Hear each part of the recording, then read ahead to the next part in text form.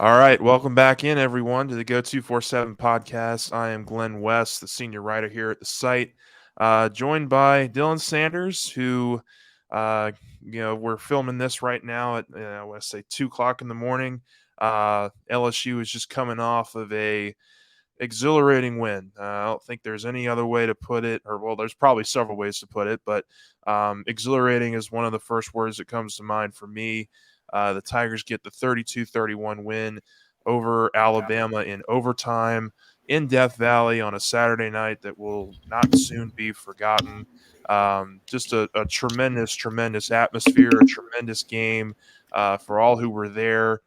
For all who weren't there, who were watching on TV or listening on the radio, wherever you guys were, it's just going to be a where were you kind of game. I think that was one of the first things that popped into my mind after it was over. Is just where were you? What were you doing? What were you? Where just everything. I mean, it was just a tremendous, tremendous game. We're going to break it down here for the next several minutes. We'll touch on a lot of different things, a lot of stuff that we saw.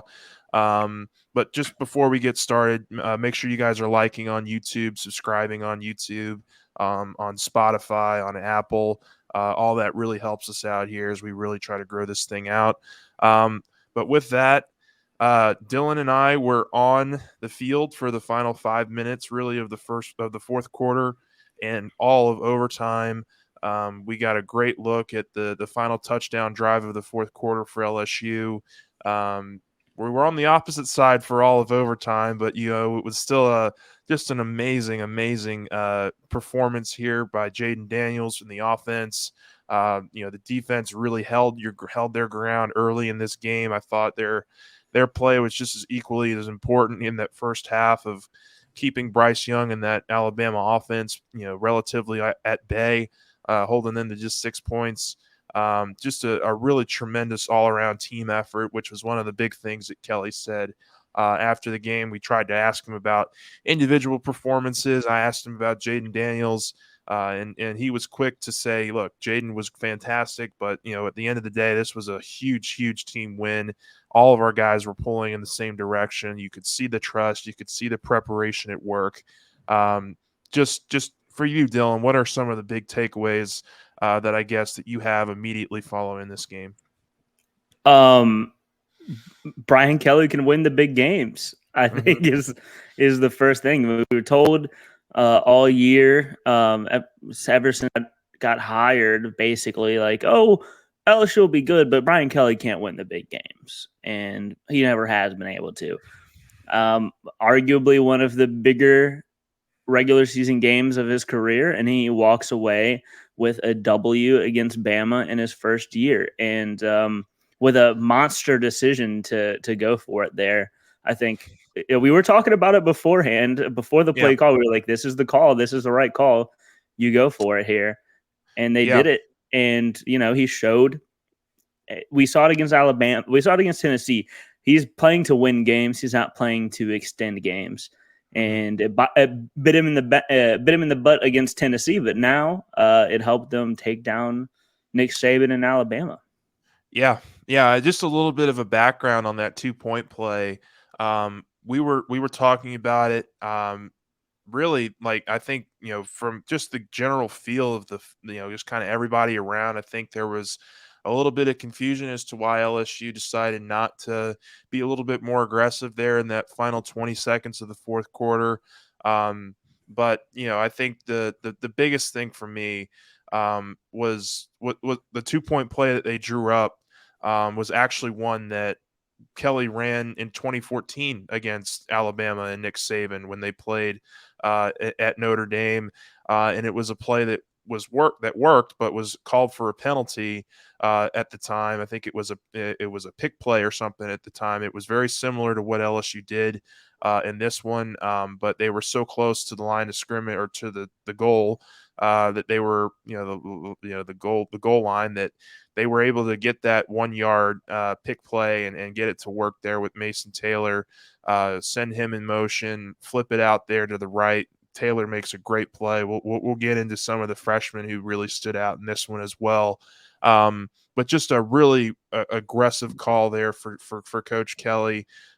Really like the call. I think that you're essentially at that moment you're kind of I wouldn't say playing. I wouldn't say you're playing with house money, but you are certainly in a position that not a lot of people expected you to potentially be in. And so, to have the guts to make that call and to believe in your guys that they were going to be able to have some success on that play, I thought was a really great sign of just kind of where this team is, how much they believe in one another, and to be able to execute that play, I thought was a turning point, honestly, for this program and kind of where the mentality will be moving forward here.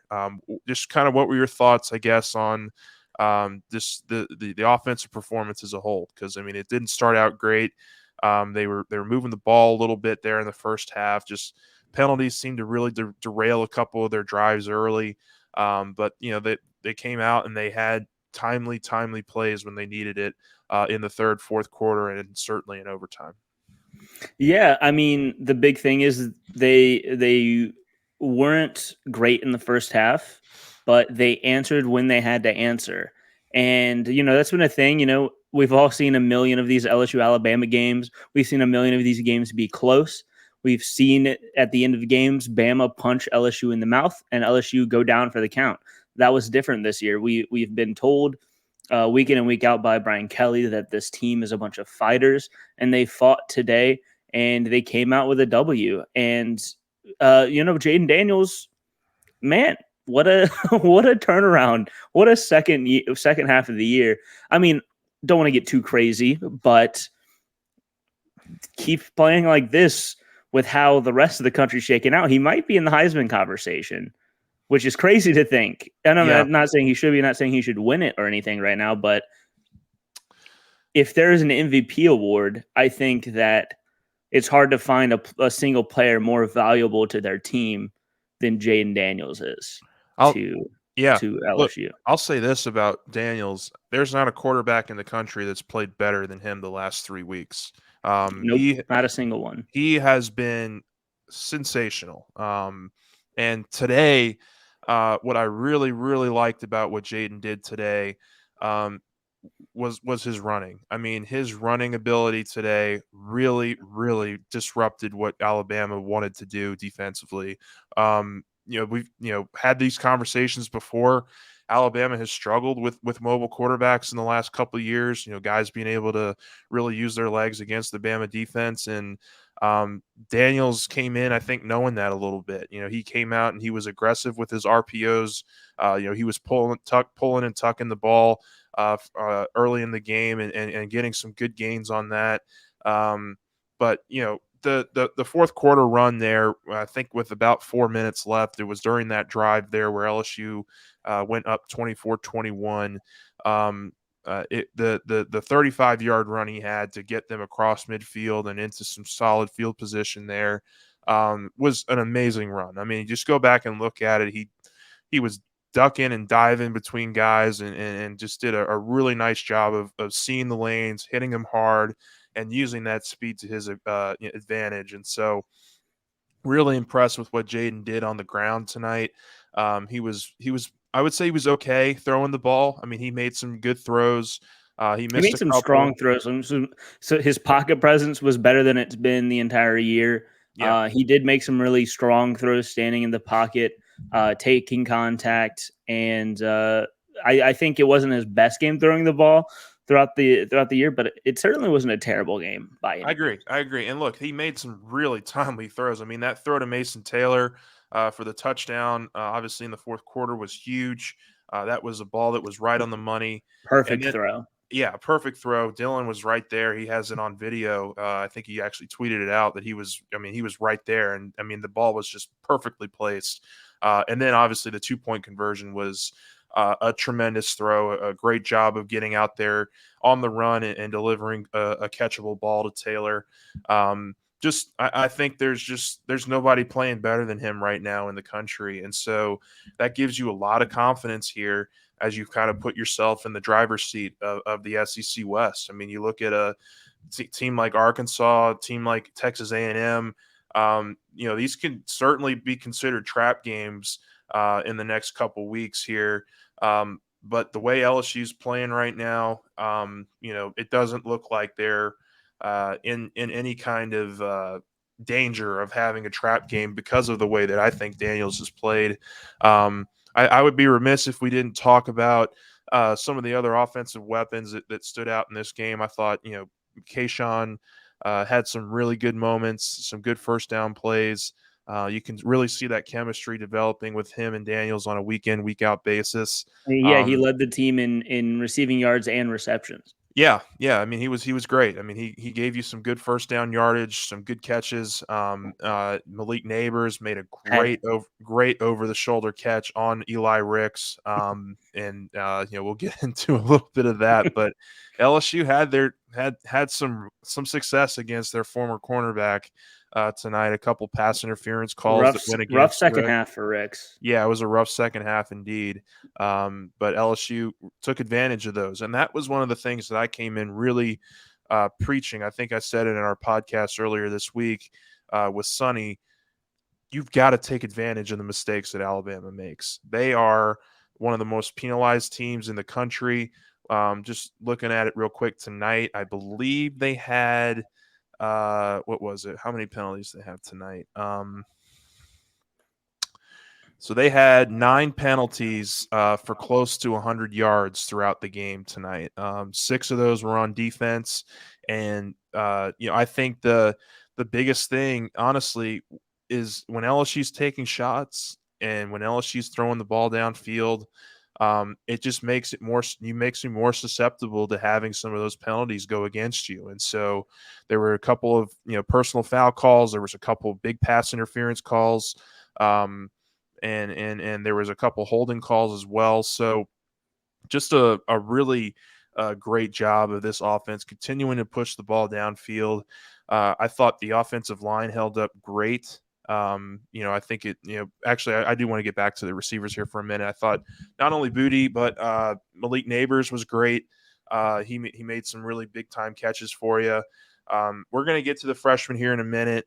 I do want to save a segment for that, but we got to talk about Mason Taylor as well in a minute. But just I want to give a shout out to the continuous feel good story, former walk on Josh yeah, Williams being one of the most consistent players, if not the most consistent throughout the season.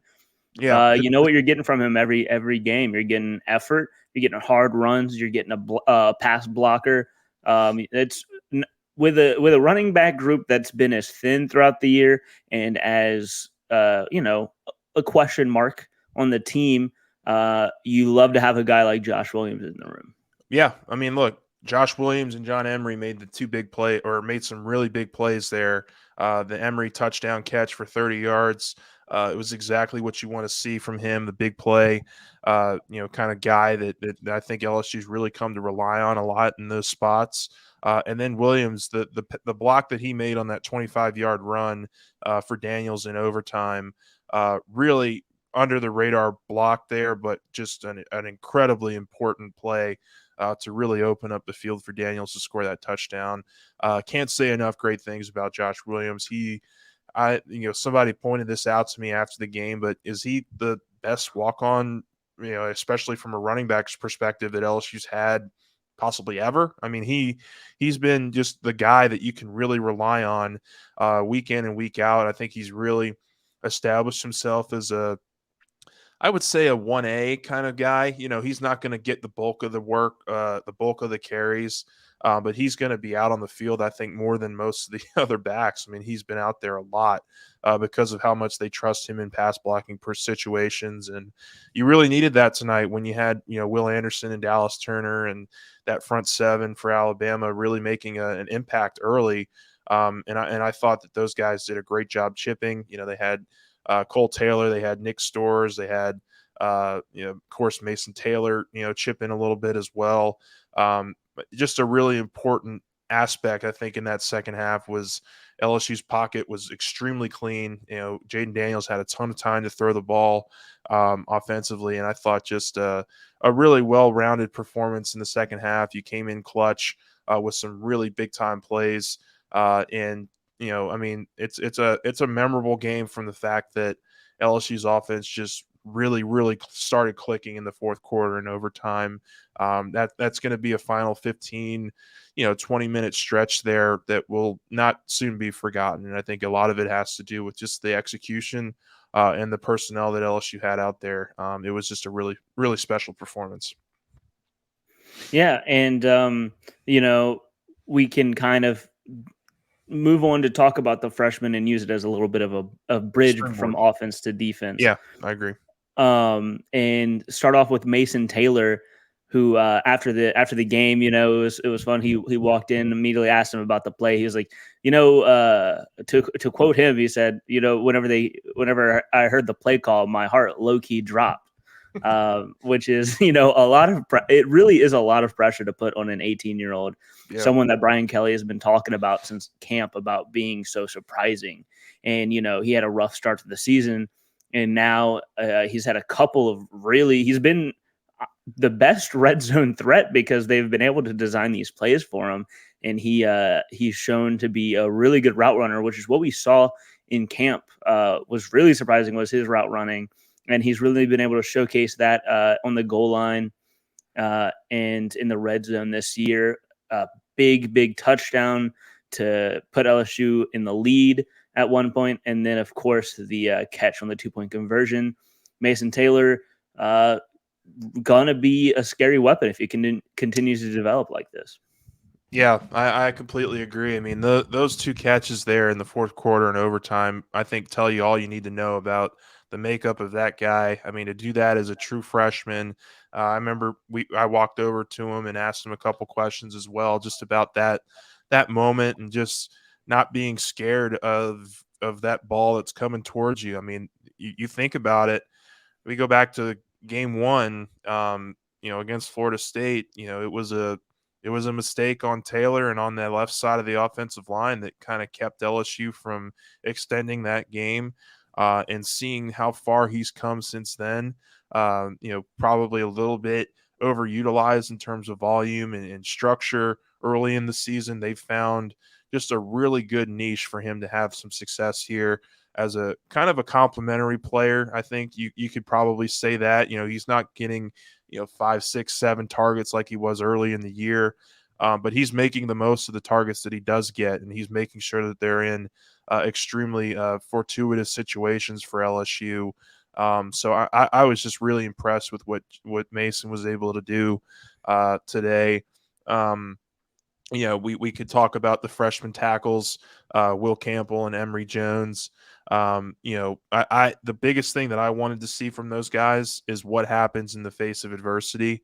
And early on, Will Anderson had some really good success in the first half against Campbell and against Jones, but those guys responded so well in the second half. And honestly, one of the best answers that Kelly gave in that press conference after the game was talking about those two guys.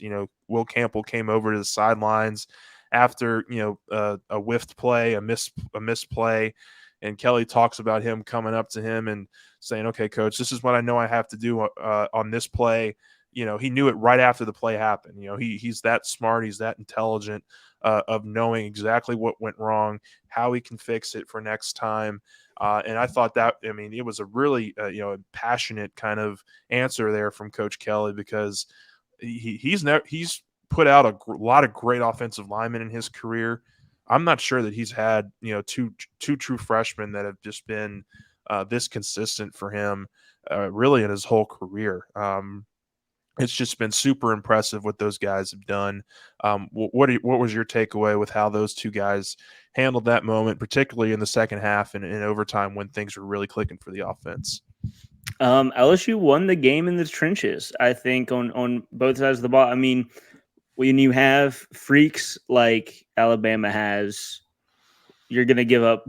I don't think anyone expected them to win the entire game against Will Anderson and Dallas Turner, who are maybe the two best edge rushers in the country. Yeah. 1A, 1B. They're both insane. So having two freshmen on the edge, you don't expect them to win every single snap. But again, like I mentioned, with the offense as a whole, they stepped up when it mattered. They fought and they buckled down and came up, opening up running lanes when they needed. And it's just insane how LSU has their future set for 3 years at edge, and you just don't have to worry about it. And they're still bringing in so many high quality recruits at that position. It's the future is super, super bright for LSU's offensive line, especially after 2 bad years. Yeah, I think we can say. And a lot of praise goes to Brad Davis for that. I mean, he's got these guys playing extremely locked in and in unison. And you mentioned, I mean, LSU picked up a offensive lineman this week, DJ Chester, who's a top 100 player in the country, to go along with Zalance Hurd and Tyree Adams. I mean, this group is going to be really special, I think, very soon. So it's great to see. Go for it. I think that there was a sentiment of LSU fans last year that were like, can Brad Davis even coach? Why is he the one sticking? The offensive line's been terrible. But if there is one coach that has the support of his position group and his players, and if there's one LSU position coach that stands out the most, it's Brad Davis. The offensive line loves Brad Davis. The players would die for that man, and he has them super locked in, playing at a super high level whenever it matters. And he's done a really good job turning around this LSU offensive line in just 1 year. Very true. That's very, very true. And I think it probably leads us into now some defensive talk. I wanted to shout out one second before we move on from offensive line.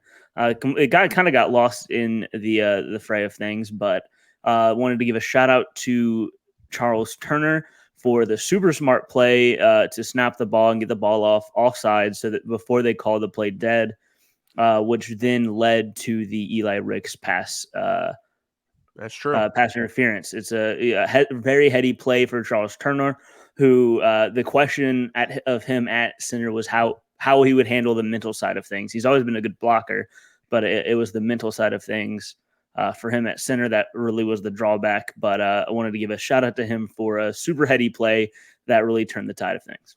Yeah, and look, LSU had some success running the ball tonight. Most of it, I think, came on the outside. They were able to get to the outside a couple times and break up some big runs. But, a really solid offensive line performance, I think, overall, that really helped you get back into that game in the second half. Just moving on to defense, I mean, and we kind of have to start with the other true freshman. I mean, Harold Perkins just continues to prove why he's going to be a future All-American, he's going to be an all-freshman team on probably a lot of lists and boards at the end of this year. Could potentially find his way into an All-SEC team this year. I mean, he's been that important for LSU. He's been that special. I would say he's probably been LSU's best defensive player the last month or so of the season. Because of how much they've been able to utilize him. I mean, we asked it, Coach Kelly again today, just like, what about, Harold Perkins has really allowed him to, kind of stay on the field. And Kelly just mentioned that he's just absolutely fantastic at getting into the backfield and creating havoc with these quarterbacks. He has gotten now, he's gotten after Bryce Young a lot. He's gotten after the Ole Miss quarterback Dart. He's played tremendous. Richardson, at Florida, he has been an amazing addition to this group on a more consistent basis. You've been high on Harold Perkins from really the start. I'll let you take away just kind of what you saw from him and just kind of what the future holds for this guy. Yeah, I remember I was sitting with Brandon Olson, hosts Locked On Gators, at the Senior Bowl whenever Harold Perkins was making his commitment, and it was LSU or Florida. And as soon I just knew before he committed that Harold Perkins would come in and be just an immediate game wrecker. I mean, it's not a stretch to say he was a 5-star commit, obviously a freak, but I just knew it was gonna be like this from the start, and it's really exceeded my expectations. He is just an absolute game wrecker. You can hold him. He's still going to get to the quarterback. He led the team in quarterback hits today, just really tormenting Bryce Young for a lot of this game. And again, it's crazy that we've spent 10 minutes talking about all of the true freshmen on this team. And Harold Perkins, the last one to get talked about, is the best one of all of them, Yeah. which is just crazy to say. I think he is probably LSU's best defender already. And it's only going to continue to get better, as I think he'll probably continue to mold into that edge rusher role, maybe put on a couple pounds. Yeah. As he gets stronger to go with that speed, he is a true like top 10 NFL pick whenever he's after his junior season. Like it's Yeah. insane. He has the tools to be an all-timer at Yeah. LSU. I don't think that there's any debating that. I saw one tweet going around today that he's the first guy that you could look at and say, oh, he deserves to be wearing number 40. After kind of the career that Devin White had several years ago, this is the guy that really should be following in that mold. And look, there was one play tonight where I was just totally just taken aback by. He was getting held. And he still found a way to get after Bryce Young and make the play. Make it a tough throw on him. I can't remember when exactly that was. It was towards the end. Yeah. And then there was that other play where Bryce Young escaped. Again, Harold Perkins was getting caught at the line, and Harold Perkins again never gives up on a play and goes and trips him up for another tackle. And he's just a freak, and it's so fun to watch. Just visually, like he's one of the most fun players I've ever watched play football with my own eyes. Yeah, no, I agree. He's so electric when he's out on the field. He really stands out. Just a couple other quick thoughts defensively. I thought the secondary held up extremely well as a whole. Jark Bernard Converse coming away with that interception in the first quarter was really a huge momentum changer for LSU. You had Micah Baskerville making that play on Young to make it kind of a tougher throw, and obviously Bernard Converse able to make kind of come up with that interception in the end zone. I was really kind of struggling to see kind of where which receiver for Alabama would have the most impact. I kind of came in thinking that Jahmyr Gibbs would be able to do what he did. He was pretty solid tonight. I thought LSU did about as good a job as they could on him. He was still, the leader in catches. He still had over, I think, 165 total yards from scrimmage. But what they were able to do, I think, is really get that pressure on Bryce Young. And when he did escape, I thought for the most part, the secondary held up well on the back end. They gave up a couple of big explosive plays down the field. There's that one, for Major Burns. But the thing that Major did was he didn't give up on the play. He gave up that little slant route there that broke free for 65 some odd yards. But he chased down the receiver and got him down inside the 10-yard line, and LSU was able to make a stop and hold him to a field goal. And that was really the most important thing I think LSU's defense did all game long. Was whenever Alabama drove in that first half or even into the second half sometimes, they held Bama to field goals. There was only one time where Bama scored a touchdown when they got into the red zone, and they had 5 red zone trips, and they only scored 1 touchdown, and the rest were field goals and the interception. So that was extremely important for LSU in staying in this game. Bryce Young, they forced into 51 passes tonight, and he didn't even complete 50% of his passes. He was a little bit more inefficient, the kind of the Bryce Young that we haven't, seen a whole lot of. The guy completes 65, 70% of his passes on a religious basis. So, on a consistent basis. So, it was extremely important for LSU. I think the pressure really got to him. It forced him to rush a couple throws. But the secondary, I think, held up pretty well as a whole. What were your thoughts, I guess, on the defensive scheme that Matt House drew up? Throw the Dave Aranda contract at Matt House. Keep him. You got to keep him I think no matter what this has been, people are going to look at the final score and maybe think, oh, Bama scored consistently and stuff, but no, they really the defense really held them down. They really Matt House had Bill O'Brien reeling for most of this game. It was a show of out coaching, and Bryce Young had to do all he could to extend it. He just couldn't, and I think a great performance by Matt House. Great performance by Mekhi Wingo, who is another guy I think we talk about every week. Yeah. Just a newcomer that's making plays. He got credited with 2 pass breakups. He did tip that one ball that they said didn't get tipped, that ended up in a pass interference near the end there, which was a questionable call. This game had a couple of questionable calls, but it ended up not biting LSU too much. But Mekhi Wingo, he had some crazy effort plays.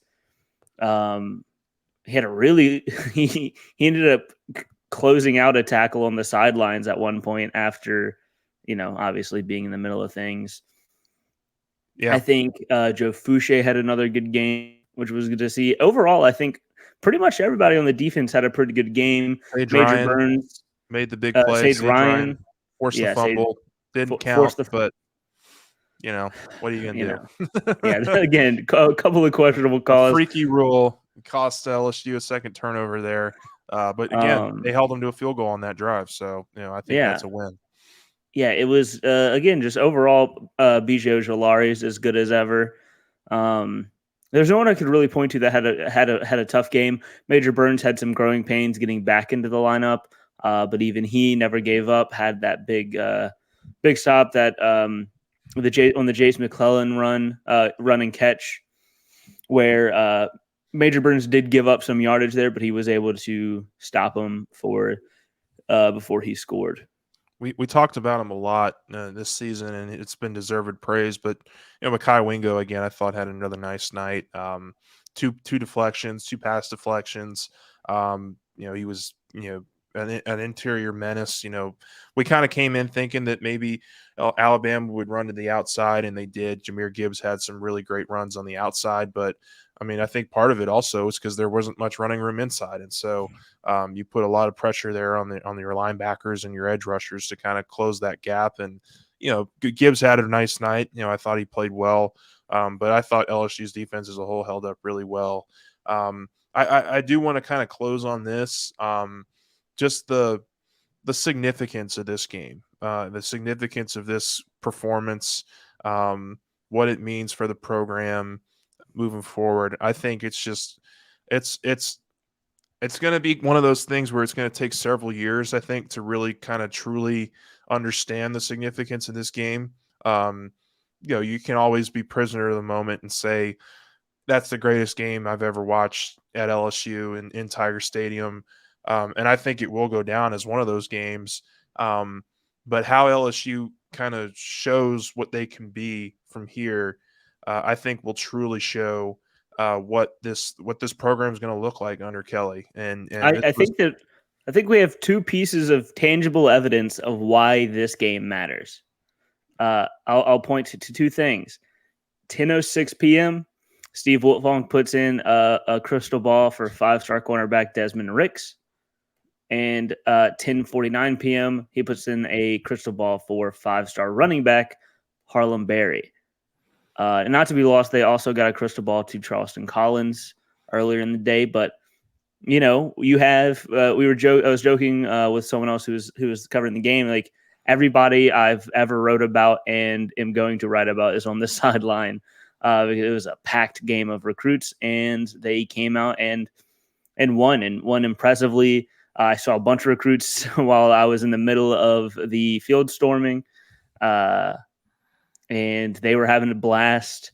Trey Holly was climbed on top of somebody at some point. Like, just seeing all these players having fun and excited about coming to LSU, and all of the players taking to social media. This is a true LSU's been on the climb. This is a true culture changing win. Yeah.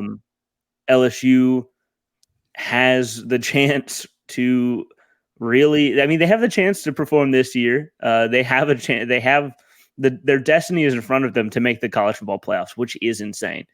Yeah. But it just really makes you think about what these next few years under Brian Kelly are going to be like if he's found this much success in his first year. Yeah, it's a great point. And look, one of the great videos that's circulating right now is of Toviano watching the final play. He has his arms around, I guess, his parents or chaperones, somebody who was there with him. And you can tell he is excited. Like, he is into that game. He is into that atmosphere. And this was just, I mean, for as big a recruiting weekend as this was for LSU, you could not have asked for a more personable and more just absolutely fantastic showing of what can happen if you come to LSU. I think that the message to the recruits after this game becomes so much more easier for LSU as they kind of see all these guys who came in for this game, and who have big decisions ahead of them. LSU has got to rebuild this secondary, and they want to do it with freshmen. And I think guys like Ricks and Toviano and Ashton Stamps and some of these guys that are already committed to LSU, Dalen Austin, Jeremiah Hughes, these guys see that there's opportunity to play early. All you got to do is look at Perkins, look at Campbell, look at Jones, look at Mason Taylor. If you come in and you work hard, you're going to have an opportunity to see the field. And I think that is an extremely important message in recruiting. And I kind of, as you close here these final 6 weeks, it's just going to be an extremely important time, I think, for LSU to continue to capitalize on this. But getting back on the team route, I mean, you mentioned it a little bit, but LSU is in control of their own destiny. They got games now against Arkansas, UAB, and Texas A&M to close the year.